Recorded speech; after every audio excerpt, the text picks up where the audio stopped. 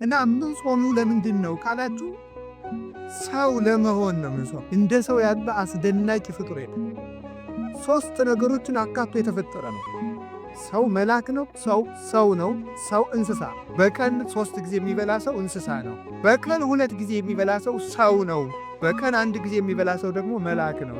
አይምሮአችን እየበላ ማሰብ አይችልም ነው የምላችሁ። ሊሆነት የለው ሐኪምም ቃል ለዚህ መጥቶ መከራከም ተቆም ደፍርሰና መብላት ደፍራሳ ጭንቅላት ነው ያለ እና የምናስበው ነገር ሁሉ ደፍራሳ። ሰው መሆን ከፈለጋችሁ ጾም፣ አውሬ መሆን ከፈለግ ብላ። አይራሳ የስስት ሰይጣን የሚባል አለ። የስስት ሰይጣን የሚባለው ብሉ ቢልና በጾም ጊዜ የምግብ ሽታ የሚያመጣል። ይገርማችኋል። ጾም ሸቷችሁ የማያውቀው ሻይ ጧት ነው የሚሸታችሁ። የጾም ነበር አሁን የምንዘነጋ መጽሐፍ እየተመለከትን እንቅልፋችን የሚመጣ ማስተዋል የማንችል የተሰበክነው ስብከት እዚሁ እንደ ቆሎ ረግፎ የሚቀር ቤታችን አንጠልጥለነው እንዳሌር የሚያደርግ ምንድን ነው? ስለማንጾም። ጾም ምን ይጠቅማል ብትሉ ይሄ የነቢያት ጾማውን ንዳር ጾም የምንለው የምንጾመው ከእግዚአብሔር ጋር የሚያነጋግር ጾም ነው። እንግዳው ከእግዚአብሔር ጋር መነጋገር የሚፈልግ ጾም፣ ከሰይጣንና ከሥጋው ጋር መነጋገር የሚፈልግ ደግሞ ይብላ። ምርጫው እናንተ። መብራት ኃይል ልትከፍሉ 6 ሰዓት ነው ወረፋ የምትይዙ። ይቀነስ በሉና ሲከት ታይቶ አይ ወረፋው ረዝሟል ብላችሁ እስኪሙ አይ ወረፋው በዛ አልከፍልም ብትሉ ምን ይሆናል? እኔ አላውቅም የሚሆነው ከተማ ስለማል። ለምን ትልቁ ፍጥረት ትንሽ የሚበላበት ምክንያት የሰው ክብሩ ምግብ ስላልሆነ። አሳማ ብዙ ይበላል። አሳማን ግዛ ተብሎ የተፈጠረው የሰው ልጅ ግን ትንሽ ይበላል። አህያ ብዙ ይበላል።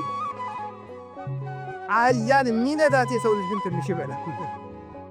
አንድ አቅማዷ ፉርሽካ የበላችሁና ያ ግማሽ እንጀራ የበላ ሰውዬ ነው የሚለኝ። አየው ወዳ ያከብር ጌታዬ። ወድ ያስነዳል እንደ አህያ። ኮዳ ከሆነ ትነዳላችሁ። እውነት ነው። እግዚአብሔር የጻፈውን መጽሐፍ ተቀበለ። ቀደም ያለ ምስል እናንተ እኮ ከዘፋኝ ስታስፈርሙ አይደሉት ምን ያውቃችሁ? ዘፋኙን ፈርምልኝ ስትባሉ ሽልማት የሌለው ጾም የለው። የጾሙ መጨረሻ ላይ ሽልማት አላችሁ። ሽልማት ግን እናንተ በሚገባችሁ በማይገባችሁ ነገር ነው። በህሊናችን ሰሌዳ እንዲጻፍ ከፈለጋችሁ መደቆር ከፈለጋችሁ እንግዲያማ ሞት እንዳያየን ከፈለጋችሁ የሆነ ያልሆነውን እያጠራቀመ 24 ሰዓት ያለ ጾም የሚበላ ሰው መጽሐፍ መመርመር አይችል፣ አይገባው። መጽሐፉን የሚተረጉመው እንደ ሐሳቡ ነው። እንደ ሐሳቡ ነው የሚተረጉመው። መወደድ ራሱ እንዲያውም አንዳንድ ሰው አለ እንዲሁ በየሩቁ ሰው አይወደኝ የሚል ሰው። ጾም ድብት የማታክሉ ሰዎቹ ናችሁ። እንደ ሺህ ትፈራላችሁ ስትጾሙ ነው። ጾም ማለት ያለ ሰይፍ የሚዋጉበት ረቂቅ የብርሃን ሰይፍ። በስመ አብ ወወልድ ወመንፈስ ቅዱስ አሐዱ አምላክ። በስመ አብ ወወልድ ወመንፈስ ቅዱስ አሐዱ አምላክ። በስመ አብ ወወልድ ወመንፈስ ቅዱስ አሐዱ አምላክ። ይትባረክ እግዚአብሔር አምላክ አበዊነ ቅዱሳን ዘሰባ ምሕረቱ ላዕሌነ። ይቅርታው ቸርነቱን ምሕረቱን በእኛ ላይ ያጸና ቅድመ ዓለም የነበረ ይህንን ዓለም በካህሊነቱ የፈጠረ ዓለምን አሳልፎ የሚኖር የአባቶቻችን አምላክ ቅዱስ እግዚአብሔር በሀብት ስቦ በረድኤት አቅርቦ በቸርነቱ ሳይገባን በቅዱስ ቦታው ስለሰበሰበን ስሙ የተመሰገነ ይሁን። የእናታችን የቅድስት ድንግል ማርያም የመልአኩ የቅዱስ ገብርኤልና የቅዱሳን መላእክት የነቢያት፣ የሐዋርያት፣ የሰማዕታት፣ የጻድቃን፣ የደናግል፣ የመነኮሳት፣ የቅዱሳን በረከት ከሁላችን ጋር ይሁን። የተከበሩ አባታችን መላከ ገነት መዝገቡ ላቀው የደብረ ብስራት ቅዱስ ገብርኤል ቤተ ክርስቲያን አስተዳዳሪ፣ የተከበራችሁ አባቶቻችን ሊቃውንተ ቤተ ክርስቲያን፣ ካህናት፣ ዲያቆናት፣ የእግዚአብሔር ቤተሰቦች፣ ምእመናን አንድ አምላክ በሚሆን በአብ በወልድ በመንፈስ ቅዱስ ስም እንደምን ሰነበታችሁ? እንደምን ዋላችሁ? እንደምን አመሻችሁ? ቸርነት ገንዘቡ የሚሆን ፈጣሪያችን ዕድሜ ጨምሮ ስለሰጠን ለቅዱስ ሱታፌ ለቅዱስ በረከት ለድህነት ስለጠራን ስሙ የተመሰገነ ይሁን። በመካከላችን ተገኝቶ እንዲያስተምረን ቅዱስ ፈቃዱ ይሁንልን። እንደ እግዚአብሔር ቅዱስ ፈቃድ የምንማማርበት የትምህርታችን ኃይለ ቃል የሚሆነው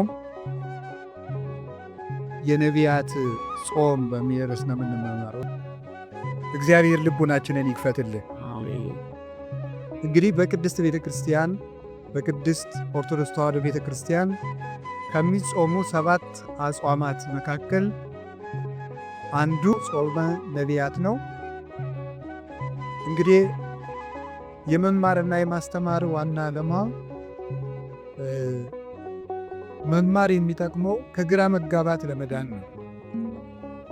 መማር መንገድ ማወቅ ነው። ማስተማርም መንገድ ማሳየት ነው። መንገዱን የሚሄድ ሰው መንታ መንገድ ሲገጥመው የሚያሳየው ሰው ፈልጎ ይጨነቃል።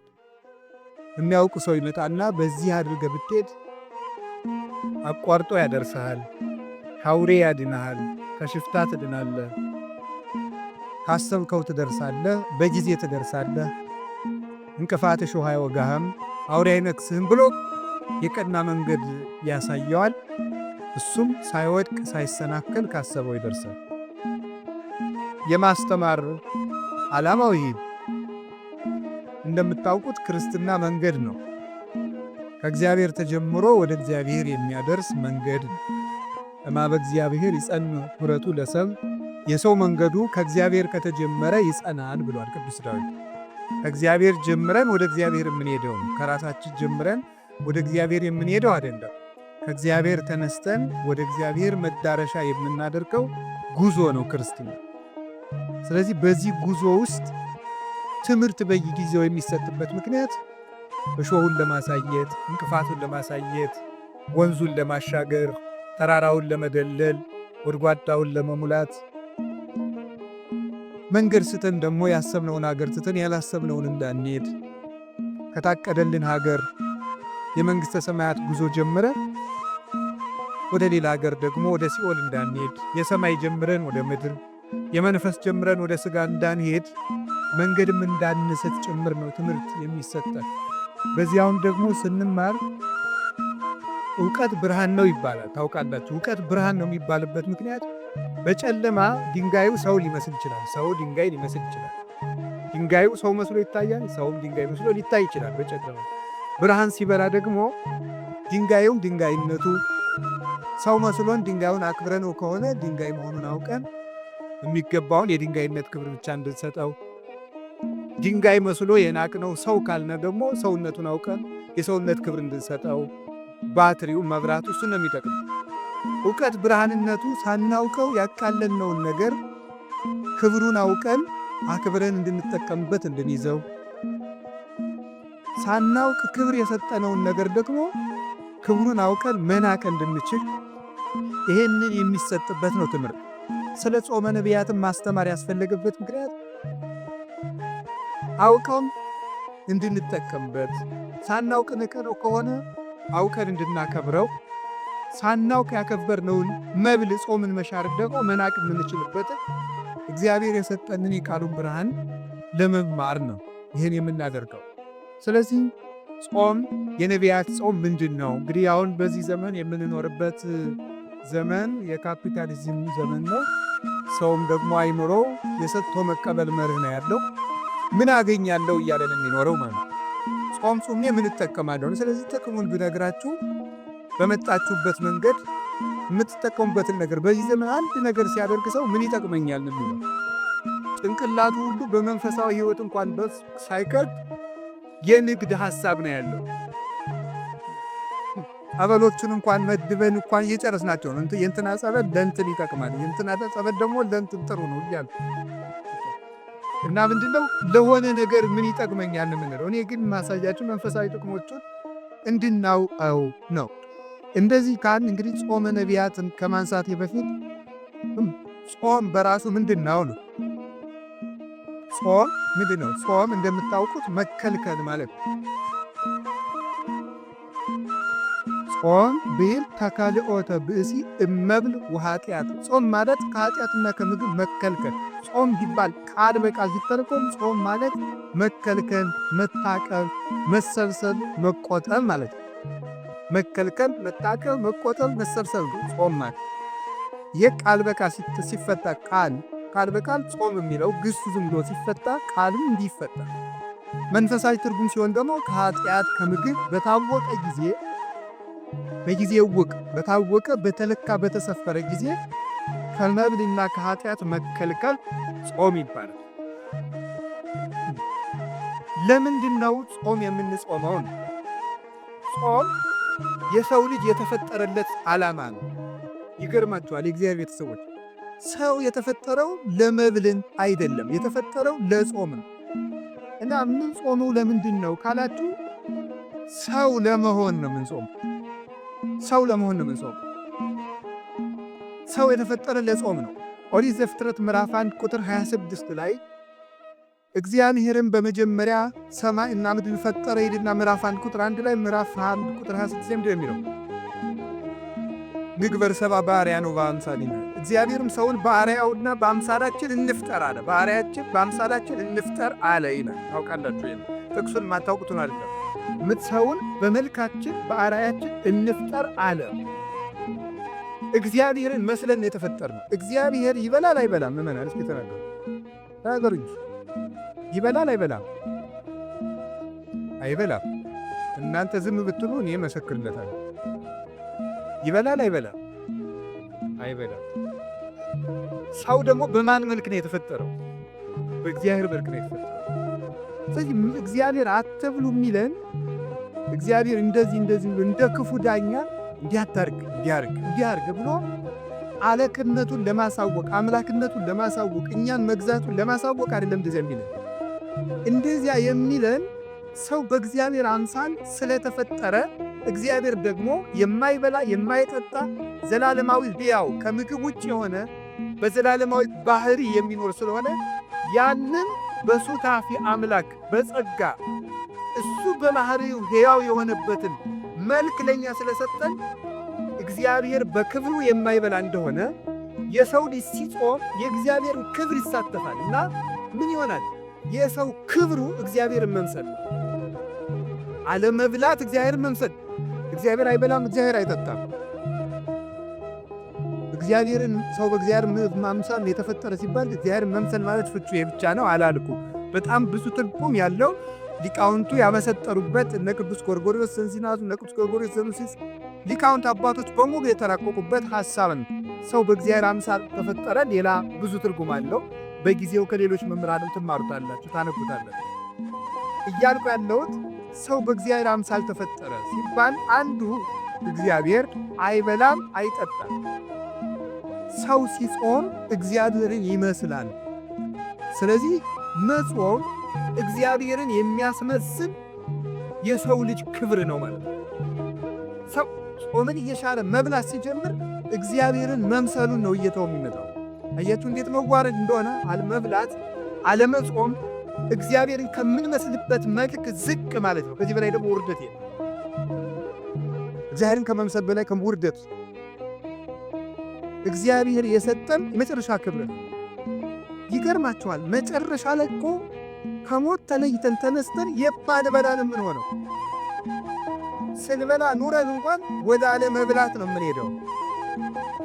ስለዚህ ጾም መጀመሪያ እግዚአብሔርን መስለን የተፈጠርንበት ዓላማ ነው። መጨረሻ ላይ ጥቂት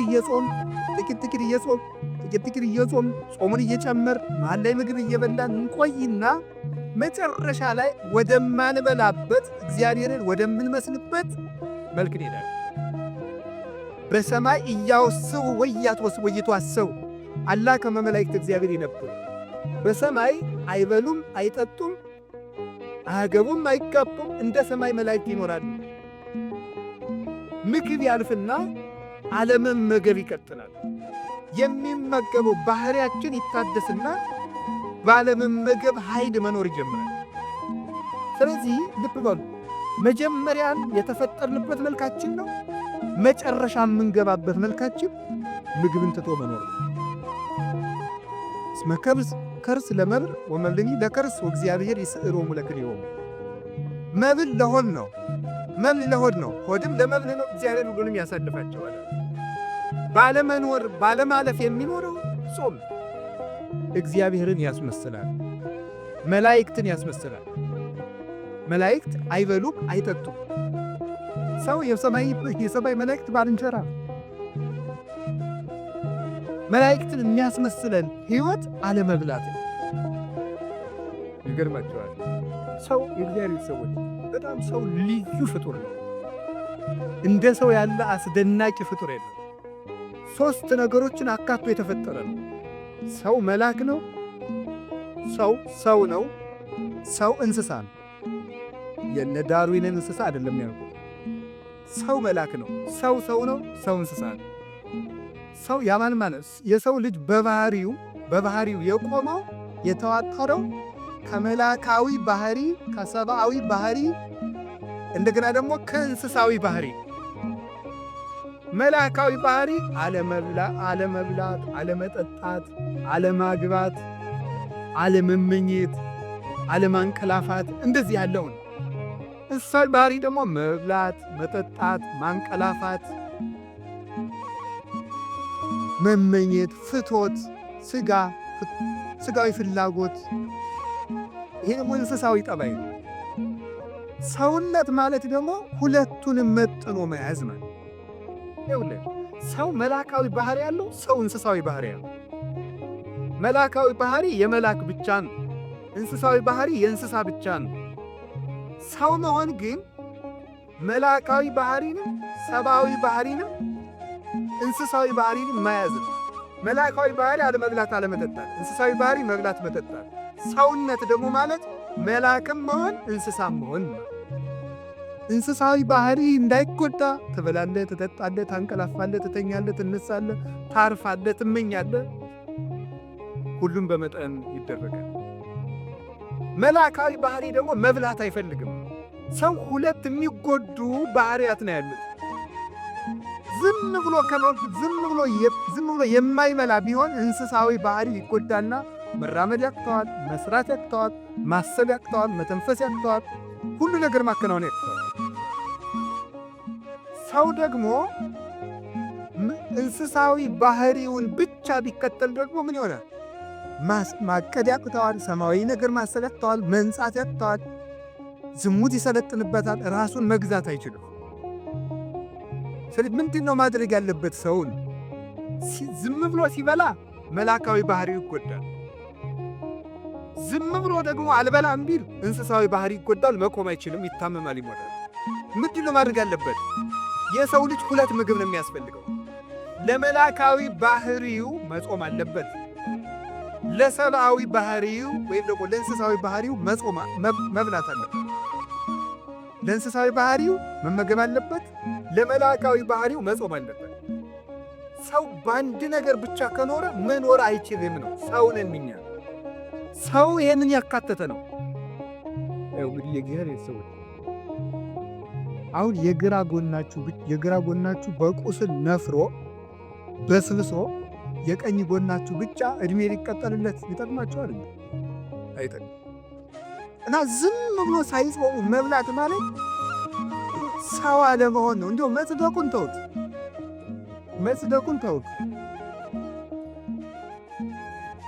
መጽደቁን መንግሥተ ሰማያት መግባቱ ጽድቅና ኩነኔ ገሃነምና መንግሥተ ሰማያትን ተውት።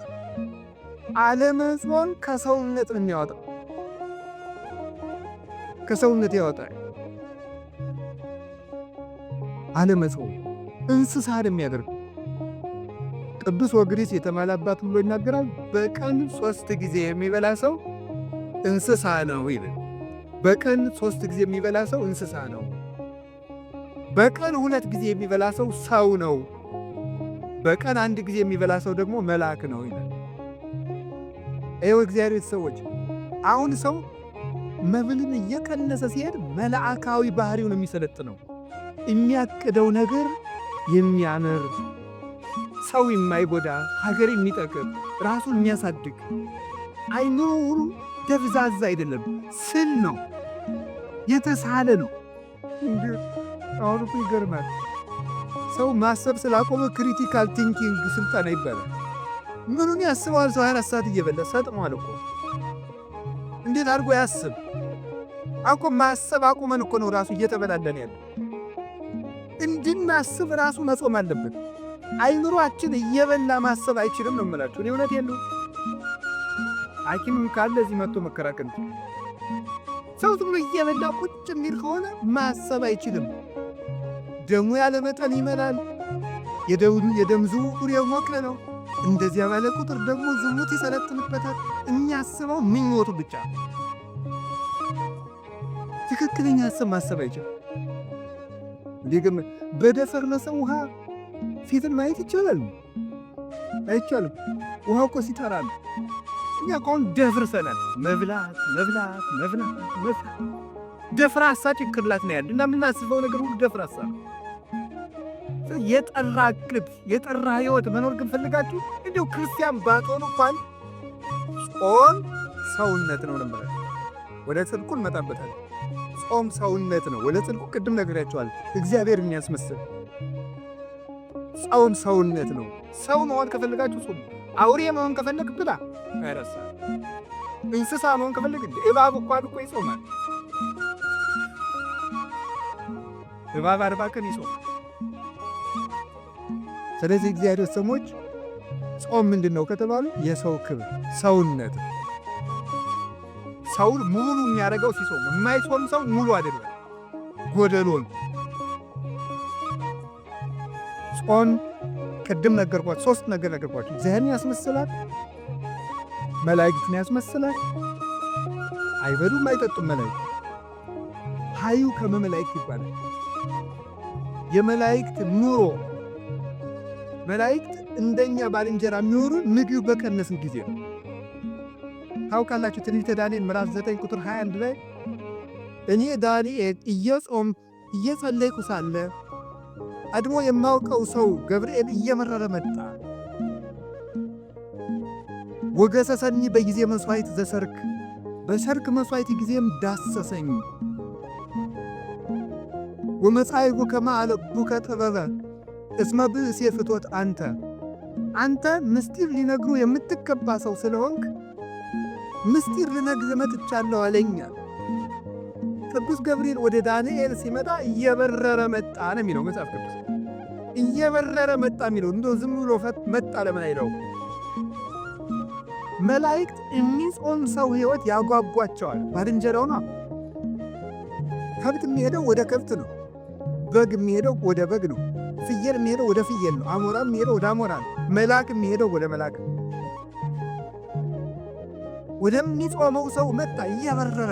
መላእክት ወደሚጾም ንጽሕና ወዳለው ሰው ለመምጣት ይጓጓል። ቅዱስ ገብርኤል ወደ ነቢዩ ዳንኤል ሲመጣ እየጓጓ ለምን? ጾመኛ ነው። ጥሬ ልብላ፣ ጥሬ እየቆጠ የባቢሎን ምግብ ይቅርብኝ። እንደዚህ ወዳለ ሰው መላእክት ደስ እያላቸው ነው የሚመጡት። አቡነ ገብረ መንፈስ ቅዱስ 562 ዓመት አልበሉም አይደለም? መላእክት እኮ ክንፋቸውን ለማልበስ ነበር የሚሻሙባቸው፣ ለመጋረት እድል ለማግኘት ነበር የሚጓጉት። እና ምግብ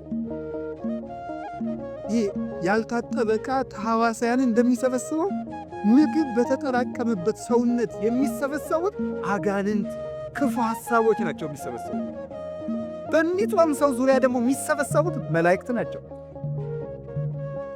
መላእክት ናቸው። ጌታችን መድኃኒታችን ኢየሱስ ክርስቶስ የማቴዎስ ወንጌል ምዕራፍ 4 ላይ እንደነገረ ወምዛ ሀደጎ ዲያብሎስ ወመፁ መላእክትን ዘያኩቱ። ዲያብሎስ ፈተነውና አለ ምግብ አቅርቦ ጌታን ፈተነው። አልበላም ብሎ አሳፈረው። ዝርዝሩን መናገር ስላልፈለጉ ፈትኖ አሳፈረው። እሱን ካባረረው በኋላ ምን አለ? መላእክት መጡ እያመሰገኑት ይላል። እዚህ ውስጥ ሊተላለፍ የተፈለገው ምንድን ይመስላችኋል? አንደኛው ሊቃውንት እንደሚተረጉሙት ጌታን ሰይጣን ራሱ አላሸነፈኝም መላእክት ተላርተውት ነው እንዳይል ነው ይላል። መንፈሳዊ ደግሞ ከኛ ጋር የሚሄድ ምንድን መሰላችሁ? ዲያብሎስ ጌታን በትኩስ ዳቦ ከፈተነው በኋላ ጌታ ድል ከነሳው በኋላ መላእክት መጥቷል። ምን ማለት ነው? የስስትን ሰይጣን ብኑ ብኑ ብኑ ብኑ እያለ የሚፈትነውን ጾም ለማስፈረስ የምግብ ሽታ እያመጣ ምግብ የሚጋብዙ ሰዎችን እያመጣ የሚፈትነውን ሰይጣን ወደ አሸነፈ ሰው መላእክት ይመጣሉ። መላእክት ይመጣሉ። ጌታ ያንን ዳቦ ድንጋዩን ዳቦ አድርገህ ብላ ብሎት እሱ ሰው እንጀራ ብቻ አይኖርም ብሎ ካሳፍረው በኋላ ነው መላእክት የመጡት። ስስትን ካሸነፋችሁ መላእክት ወደ እናንተ ይመጣሉ ለማለት። የስስት ሰይጣን የሚባል አለ። የስስት ሰይጣን የሚባለው ብሉ ብሉ ቢልና በጾም ጊዜ የምግብ ሽታ የሚያመጣ ይገርማችኋል። ጾም ሸቷችሁ የማያውቀው ሻይ ጧት ነው የሚሸጣል። የጾሙ ዕለት ታይቶ የማይታወቅ ጓደኛ የዚህ ያለት ምሳ እንብላ እያለ ሊመጣ ይችላል። የሚያወጥ የስስት ሰይጣን ነው። በሰዓቱ ቢቀርብልን የማንበለውን ያደረ ወጥ ማልዳ እንድንበላው እድሜ ርግማን ነው የስስት ሰይጣን። ለዚህ ነው መጽሐፈ መነኮሳት ምግብ አትርፈ ከባት እንዳታሳድር የሚለው። የስስት ሰይጣን ማለዳ ብለው ብለው ሊያሰኝ ይችላል። ማስጎምጀት፣ በቃ ማጓጓት፣ ታልቄ ልሙት የሚያስብል ብሉ ብሉ ብሉ እንደው ምግቡ ጨርሶ ሲጨርስ ንጉሠ ነገሥትነት የሚሾም የሚያስመስል የሚያጓጓ ሰይጣን አለ። ያንን ካሸንፋችሁ የመላእክት ዘመዶች ትሆናላችሁ። ከዚያሳ ዳንኤል ጾመ፣ ቅዱስ ገብርኤል መጣ። ምን አለ? ዳሰሰኝ ከንፈሬን አለ። ምን አደረገ? ጥበብ ገለጸልኝ። የ490 ዓመት ማዕተብ ተረጎመለት፣ ትንቢት ተረጎመለት፣ ምስጢር ነገረው፣ ልብ ሰጠው። አሁን ልብ ያጣነው ጾም ዳንኤል ጾመኛ። ዳንኤል ነቢዩ ምንድን ያለው? ቅዱስ ገብርኤል እንደ ዳንኤል እንድን ያለው መጻይኩ ከማለቡከ ወዜኑ ጥበብ ልነግርህ፣ ልብ ልሰጥህ፣ ማስተዋል ልነግርህ መጥቻለሁ። አሁን የምንዘነጋ መጽሐፍ እየተመለከትን እንቅልፋችን የሚመጣ ማስተዋል የማንችል የተሰበክነው ስብከት እዚሁ እንደ ቆሎ ረግፎ የሚቀር ቤታችን አንጠልጥለነው እንዳንል የሚያደርግ ምንድን ነው? ስለማንጾም ነው። እንቅልፍ አብነት የመልኬት ነው ያለ መጾም ውጤት። እንግዲህ መጾም ሰውን እግዚአብሔርን ያስመስላል። መጾም ሰውን ሰው ያደርገዋል። መጾም ሰውን መልአክ ያደርገዋል። መጾም ሰውን የመላእክት ጓደኛ ያደርገዋል፣ ባልንጀራ ያደርገዋል፣ ያዛምደዋል። መላእክት ደስ እያላቸው ይመጣል ወደሚጾም ሰው። ጌታ ምንድን ነው ያለው? ክፉ ሰይጣን ያለ ጾም አይወጣም አይደል? ስለዚህ አይነት ሰዎች መልአክ መሆን ከፈለጋችሁ፣ የመላእክት ዘመድ መሆን ከፈለጋችሁ፣ እግዚአብሔር መፍሰል ከፈለጋችሁ ጾሙ። የነቢያት ጾም ደግሞ አባቶቻችን በረከት ተቀብለውበታል። አንደኛ ተመልከቱ፣ የነቢያት ጾም የሚጀምረው ከሙሴ ነው። ሙሴ 40 ቀን ጾሟል። 40 ቀን ሲጾም ምንድን ነው ያደረገው? ሲጾም 40 ቀን እየጾመ ከእግዚአብሔር ጋር ቃል በቃል ተነጋገረ ይላል። 570 ጊዜ ጾም ከእግዚአብሔር ጋር የመነጋገር ባለሟልነት የሚያሰጥ ነው። እግዚአብሔርን ማነጋገር ደግሞ ቀላል ነገር ይመስላችኋል እንዴ?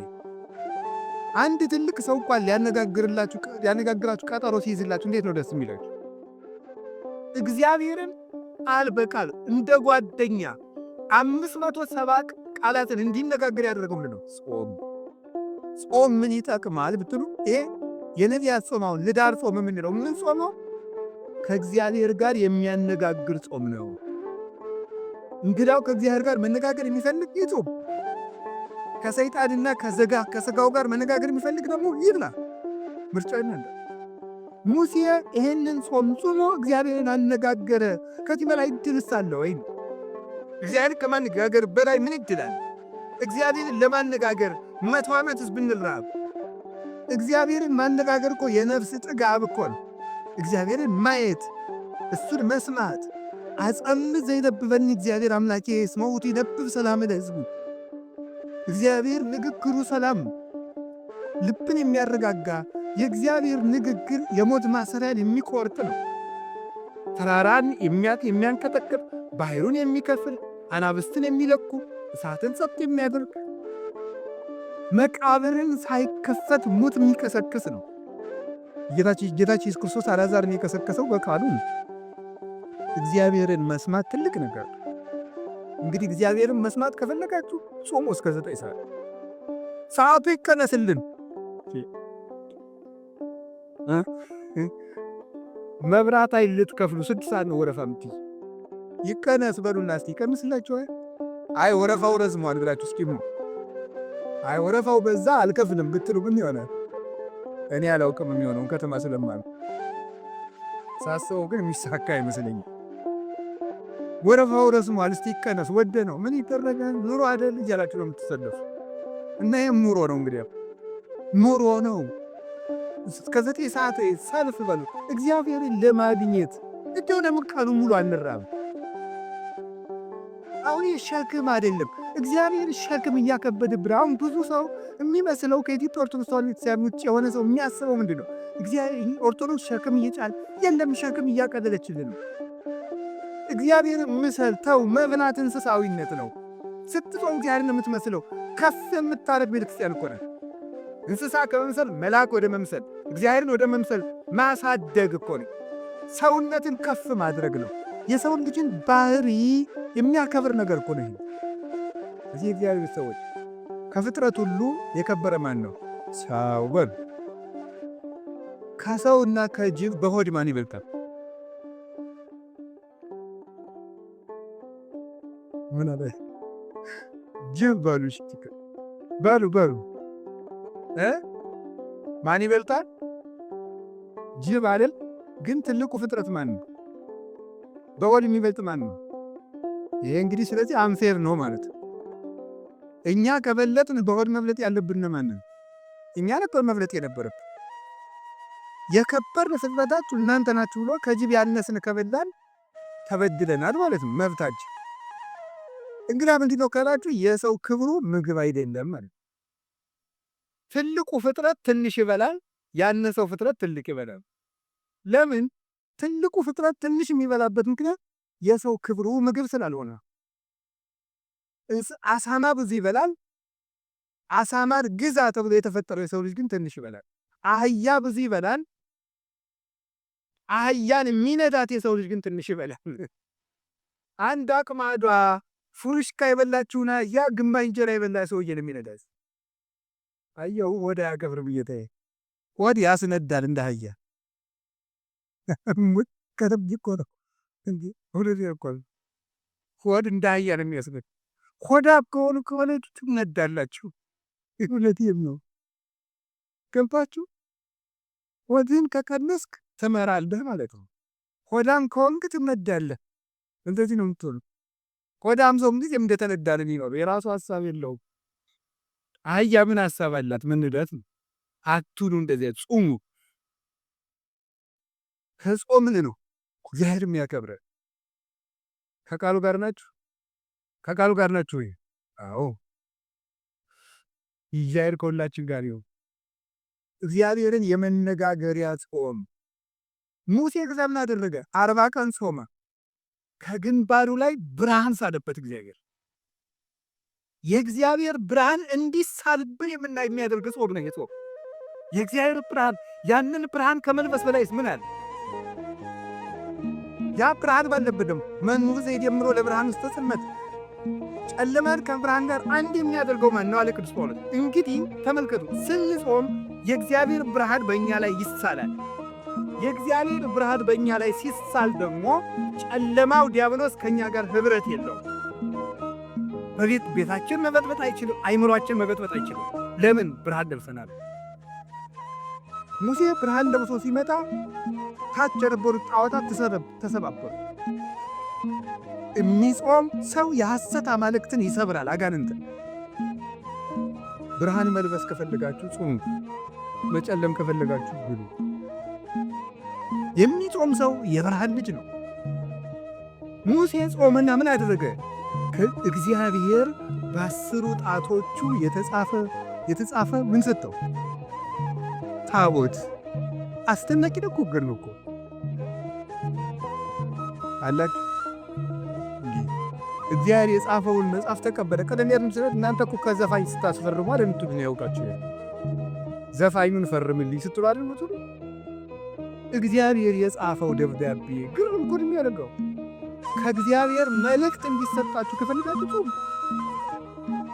ደግሞ ሽልማት የሌለው ጾም የለም። እኔ በዚህ እርግጠኛ ነኝ። ሽልማት የሌለው ጾም የለም። የጾሙ መጨረሻ ላይ ሽልማት አላችሁ። ሽልማቱ ግን እናንተ በሚገባችሁ በማይገባችሁ መንገድ ሊሆን ይችላል። ያን ማስተዋል ደግሞ አስተዋይ ነፍስ ይፈልጋል። ከእግዚአብሔር ስጦታ እግዚአብሔር ምንድን ነው የሚለው? ለሙሴ በእጁ ጽፎ ሰጠው አለ። ዛሬ ስለኛ ወበከመ ይጻፍ መጽሐፍ በቀለም ከማሁ ይጻፍ ልቡናነ በመንፈስ ቅዱስ። መጽሐፍ በቀለም እንደሚጻፈው ልባችን ምን ይላል? በመንፈስ ቅዱስ እጅነት ይጻፋል። ቅዱስ ዮሐንስ አፈወርቅ በመንፈስ ቅዱስ እጅነት ይጻፋል። ዛሬ እግዚአብሔር ልባችን እንዲጽፍበት እንዲቀርጽበት እነዚያ ብሩካት እጆቹ ሰማይን አንጠልጥለው ያጸኑ ምድርና ሰማያትን ሁሉ የባረኩ እነዚያ የተባረኩ የእግዚአብሔር እጆች ብሩክ እጅ ያ እጅ በልባችን እንዲጽፍ ከፈለጋችሁ ስጦታ፣ ጥበብ፣ ዕውቀት በህሊናችን ሰሌዳ እንዲጻፍ ከፈለጋችሁ መደንቆር ከፈለጋችሁ በቃል ጓርነ የነቢያት ጾም ይሄ ጾም ነው የሚጾም የሙሴ ጾም ማለታቸው። ይሄንን ጾም ኤልያስ ጾሞታል።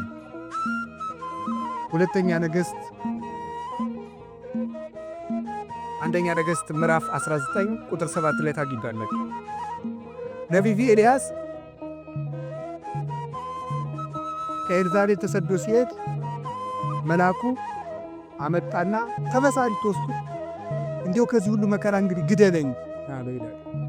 ግን ኤልያስ ሞት ፈርቶ ሳይሆን ሰማዕትነትን ስጠኝ ማለት ነው ይላል ቴዎዶስዮስ የሚባል ሊቀ ሃይማኖት አቦ ላይ ሲተረጉም። እባክህ ሰማዕትነትን አትንፈገኝ ሲል ነው እንጂ ኤልያስ ተናግቶ አይደለም፣ ፈርቶ አይደለም። ኤልዛቤልን ይላል ዛፍ ስር ተኛ ይላል። ከተኛበት መልአኩ ቀስቅሶ ብላ አለው፣ አበላው። በላና ተኛ። ብላ አለው፣ አበላው። 2 ጊዜ አበላውና ኤልያስ 40 ቀን ተጓዘ። 40 ቀን ተጓዘና 40 ቀን ጾሞ ወደ ብሔረ ሕያዋን በእሳት ሰረገላ ዮርዳኖስን ተሻግሮ ተነጠቀ። ጾም ምን ያደርጋል ስትሉኝ ወደ ሰማይ ይለጣል። ጾም ምን ያደርጋል ስትሉኝ ሞትን ይቃወማል። ኤልያስ 40 ቀን ጾመና ከሞት ዓይን ተሰወረ። ከዓይነ ሞት ይሰውራችሁ ይላል የገጠር ሰው ሲኖር ይሰውረ። እንግዲያማ ሞት እንዳያየን ከፈለጋችሁ ጾም። ከዓይነ ሞት ተሰወረበት፣ ወደ ሰማይ ተነጠቀ። ከፍ ያለ ድልና የሚሰጥ ጾም። አሁን ይህን ጾም ስንጾም እንደ ሙሴ ብርሃን ሳልብኝ ቃል በቃል አነጋግረኝ፣ መልእክትህን በልቤ ጻፍልኝ፣ እንደ ኤልያስ ከሞት ሰውረኝ፣ ወደ ሰማይ ከፍ አድርገኝ ማለታችን ነው። ስንጾም ትልቅ በረከት እኮ ነው እግዚአብሔር እየሰጠን። ይህንን ጾም ተምራችሁታል። ካውቆች ማን ጽፎታል? እዝራ ጽፎታል፣ ጽሞታል። ነቢዩ እዝራ እስራኤል በ580 ዓመት ዓለም ጌታ ከመወለዱ በፊት ባቢሎን ተማርከው ኑሮ 70 ዓመት ተማርን በምርኮ ከኖሩ በኋላ ሲመለሱ ናቡከደነጾር ያቃጠላቸውን መጻሕፍት ሁሉ በመጽሐፈ እዝራ ሱቱኤል ላይ እንደተጻፈው 40 ቀን ጾሞ ገጽ በገጽ 70 ዓመት ተቃጥሎ የቆዩትን መጽሐፍ መንፈስ ቅዱስ በዓይነ መነጽር የመጻሕፍቶችን ገጽ እየነገረው ሙሉ መጽሐፍትን ብሉይ ኪዳንን አጽፏል። እንግዲያውማ የጠፋ ምስጢር የሚገልጥ ጾም ነው። ጾም ከመጻሕፍት ጋር ያገናኛል። ህሙግ መብል የሐምግ ልበ፣ የደፈረሰ ምግብ ልብ ያደፈርሳል ይላል ደረጃ ትንቢተ ዳንኤል። የሆነ ያልሆነውን እያጠራቀመ 24 ሰዓት ያለፈው የሚበላ ሰው መጽሐፍ መመርመር አይችል፣ አይገባው። መጽሐፉን የሚተረጉመው እንደ ሐሳቡ ነው። እንደ ሐሳቡ ነው የሚተረጉመው። እንደሚመቸው ነው የሚናገር። ስለዚህ የጠፋ ምስጢር የሚገልጥ ጾም። አባቶቻችን ይህንን ጾም ጾመው ብዙ በረከት አግኝተውባታል። ሞትን ተቃውመዋል። አስቴር ይህንን ጾም ጾማለች 3 ቀን። አስቴር 3 ቀን በመጾም ያገኘችው ምንድን ነው? በ127 ሀገሮች በሙሉ ተበትነው የነበሩ የሞት ደብዳቤ የተጻፈባቸውን ወገኖቿን ከሞት አድናለች። 3 ቀን ጾማ እግዚአብሔር ለምና በ3 ቀን ጾም የአንድ ሀገር ሕዝብ ሊጠፋ ሲል ሰይፍ ያስመለሰ ጾም ነበር 3 ቀን። አሁን ከህዳር 15 እስከ ታኅሳስ 9 44 ቀን ነው የምንጾም። 3ቱ ቀን ጾመ አስቴር ነው። 40 የሙሴ ኤልያስ የነቢያት ነው። 3ቷ ቀን ምን ያደረገች በሉ? በ3 ወር በ3 ቀን ጾም የሀገር ሞት አስቀርታለች። እኛም ይህንን ጾም ስንጾም በሀገር የሚመጣ ሰይፍ ይመለሳል። ደም እናደርቃለን። ስንጾም በሚገባውን ታርከን ይቅርታ ይዘን በተሰበረ ልብ ከጾም ሰይፍ ይመለሳል። የሀገር ሰላም ይመጣል። ወገን እንዳይጠፋ እናደርጋለን። ይህን ጾም ምን ያደርጋል? የአስቴር ጾም ምን አደረገ? በንጉሡ ፊት ግርማ ሞገስ ሰጠ። የአሕዛብ ሚስቶች ባሎቻቸው ሳይጠሯቸው ከመጡ ይገደላል። 3 ቀን ጾመችና እግዚአብሔር ወይ ግርማ ሞገስ ሰጠኝ አለችና ንጉሡ ሳይጠራት ከንጉሡ ቤት ሄደች። በደስታ አነጋገራት። በሚገላት ንጉሥ ፊት በምትገደልበት ርዕሰ ጉዳይ ሽራ ሂዳ ግርማ ሞገስ ያገኘችበት የ3 ቀን ጾም። ግርማ ሞገስ፣ መወደድ። ግርማ ማለት በመጽሐፍ ቋንቋ ብዙ መፈራት፣ መወደድ፣ ባለሟልነት ተብሎ ይተረጎማል። መወደድ ራሱ እንዲያውን አንዳንድ ሰው አለ እኔ እንዲሁ በየሄድኩበት ሰው አይወደኝም የሚል ሰው ጾም። እውነቴን አስቴርን እኮ አሕዛባዊ ንጉሥ ወዷታል። እንዲሁ በየሄድኩበት አይወደኝም፣ መስሪያ ቤት ስሄድ አልወደድም፣ በየሄድኩበት በር ይዘጋብኛል። ጾም አዛኝት ከልክ ከጾማችሁ ሰው ይወዳችኋል። ከጾማችሁ መልአክ አለላችሁ። ያ መልአክ የንጉሡን ልብ ያራራዋል፣ ይንጀዋል፣ እንደ ሞላው እንደ ኤርትራ ባህር ይከፍረዋል ልቡን። እናንተ በዚያ መሃል ሰንጥቃችሁ ትቸገራላችሁ። መወደድ ይሰጣል። በጾም መወደድ ይገኛል። መወደድ፣ መታፈር፣ መከበር። ጭብጥ የማታክሉ ሰዎች ናችሁ፣ እንደ ሺህ ትፈራላችሁ ስትጾሙ ነው። አቡነ ሐራ ድንግል ኢትዮጵያዊ ጻድቅ ሲጾሙ እየኖሩ በቀን የሚመገቡት አንድ ኮል እንኮይ ነው የሚመገቡት። አንድ ወይሽ በእናንተ ቋንቋ አንድ አፕልም በሉ ችግር የለም። አፕል እኮ እንደ አፕል አይጣፍጥም። አንድ ፍሬ ነው የሚበሉት። በዘመኑ የነበረው ንጉሥ ሱስንዮስ በሃይማኖት ስለተለያዩ ነገር ተሰርቶባቸው ሊገላቸው ፈልጋቸው አስጠርቶ ጎንደር ወሰዳቸውና ለምንድን ነው እማትጾም? ማነው እኔ ለምንድን ነው እኔን የምትቃወም ሊል ነው የጠራቸው። ሂደው ግን ከቤተ መንግሥት ሲቆሙ ለምን ጠራይ ሲሉ እንዲሁ እንደተባረከኝና ሰላም ሌለ ሁሉ ይዘድል። ለምንድን ነው እንደዚህ ያደረገ ሲባል ግርማ ሞገስ፣ የተራቡለት ክርስቶስ፣ የተጠሙለት ክርስቶስ፣ እናት አባት የተውለት ክርስቶስ፣ ብቻቸውን የተሰቃዩለት ክርስቶስ፣ ከፍቶታት እኩያት ከአጣውር ርኩሳት ከሥጋ ጋር ከአጋንንት ጋር ከአራዊት ጋር ከብርድ ጋር ከፀሐይ ጋር ከብቸኝነት ጋር ከስደት ጋር የታገሱለት ክርስቶስ ግርማ ሞገስ ሰጣቸው። እናንተ ተከሳችሁ በሄዳችሁ ጊዜ እናንተ የምትናገሩ አይምሰላችሁ፣ የሰማይ አባታችሁ መንፈስ በእናንተ ላይ ይናገራል ያለው ተፈጸመላችሁ። ወመምህር ዘይትቃወም ለነ የሚከራከርልን መምህራችን ክርስቶስ ነው የተባሉት ነው። አንደበት ይወል ዝቅ የሆነ አንደበታችሁ በተከሰሳችሁበት እየሰረካችሁ ተከሰሱ አለ። በምትገደሉበት አፍ ስም ግርማ የሚሰጥ ስጾም የሚንበለበል ሰይፍ የሚመልስ ምንድን ነው? ጾም ነው። እንደዚህ ብቻ አይደለም። የሁል ጊዜ ስቃይ አውሬ የሆነው ሃማ የተገደለው በአስቴር ጾም ነው። ይገርማል። ጾም ማለት ያለ ሰይፍ የሚዋጉበት ረቂቅ የብርሃን ሰይፍ። አስቴር ወገኖቿን የሚጨርሰውን ሃማን ለመጋደል ሰይፍ አልታጠቀችም፣ ጾመች። ስትጾም እሷ ሰይፍ ሳታነሳ የእሷን ወገኖች የሚገልጠው ሃማ ራሱ የእሷን አጎት ሊሰቅልበት ባዘጋጀው እንጨት ተሰቅሎ ሞት። ይህም ለሚመለስ ጠላት ልብ የሚሰጥ ልቡ ለደነደነ ጠላት ደግሞ የሚዋጋ ሰይፍ ጾም ነው። ዮዲት የምትባለው 3 ቀን ጾማ ነው የእስራኤልን ጠላት ንጉሥ ያሸንፋል። ጾም ጠላት ያሸንፋል። ይሄ ብቻ አይደለም። የተዋረደውን መርዶክዮስን ሹመት ሰጠው፣ ክብር ይሰጣል። ጾም ወድቆ የነበረውን ሃማ ስላልሰገደልኝ እገለዋለሁ ያለውን መርዶክዮስን በሃማ ወንበር ያስቀመጠ የአስቴር ጾም ነው። ጾም የተዋረዱትን ከፍ ያደርጋል፣ ትዕቢተኞችን ያዋርዳል። ጾም ወደ ክብር መውጫ መሰላል።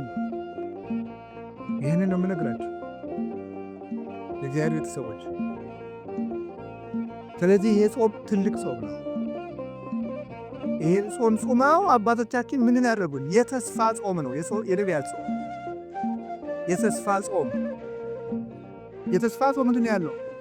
እባክህ ተወለድልን ብለው ፍጥረታት በሙሉ የሚናፍቁትን ክርስቶስን ለማየት አባቶቻችን የተራቡት ረሃብ ነው። ክርስቶስን ለማግኘት የተራቡት ረሃብ ነው። እንባዬን ከመጠጤ ጋር እጠጣዋለሁ እንዳለ ቅዱስ ዳዊት።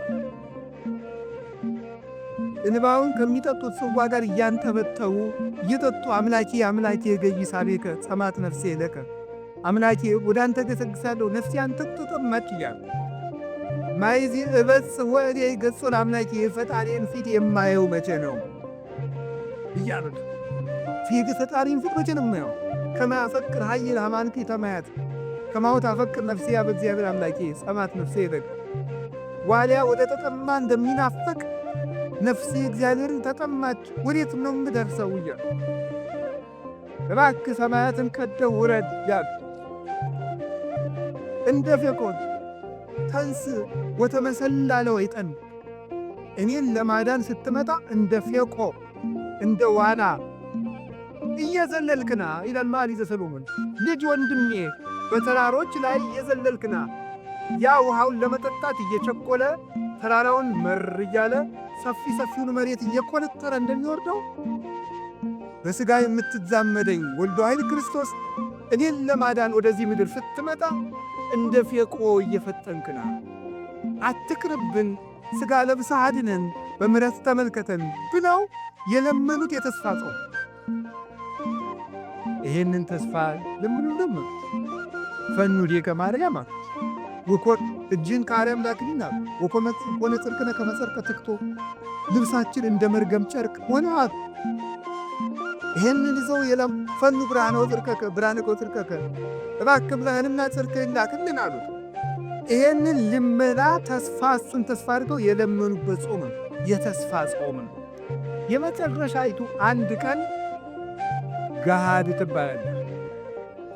ገሃድ ማለት መገለጥ ማለት ነው። ገሃድ ማለት መገለጥ።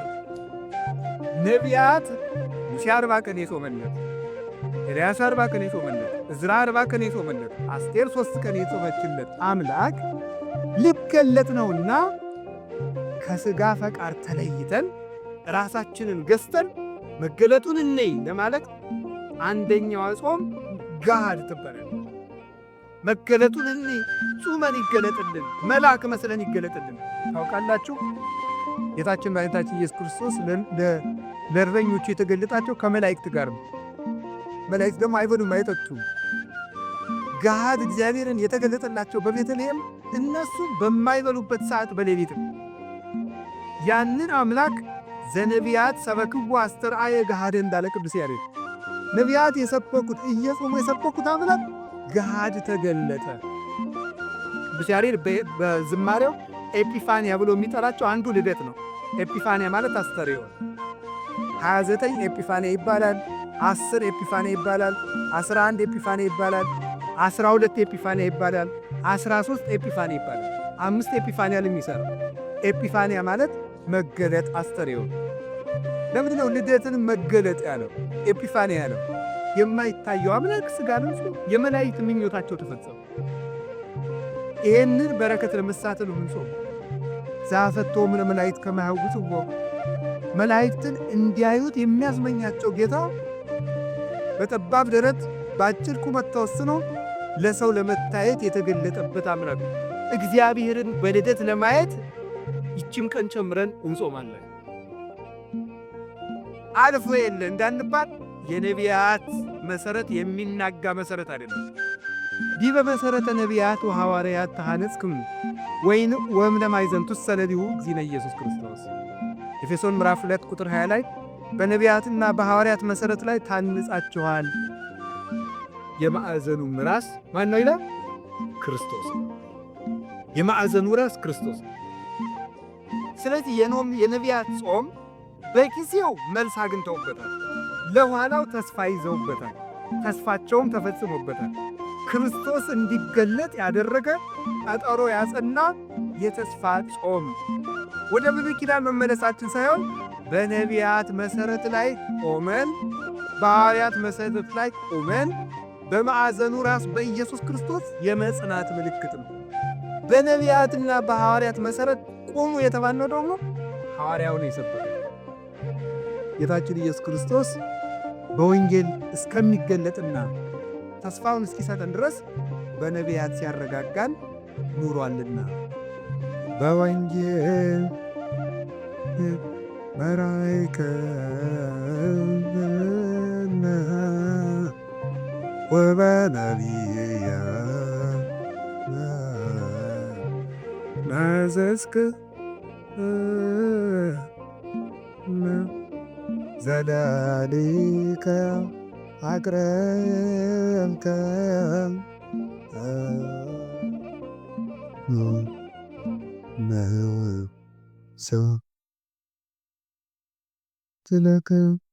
ወስብሐት ለእግዚአብሔር። ይቆየ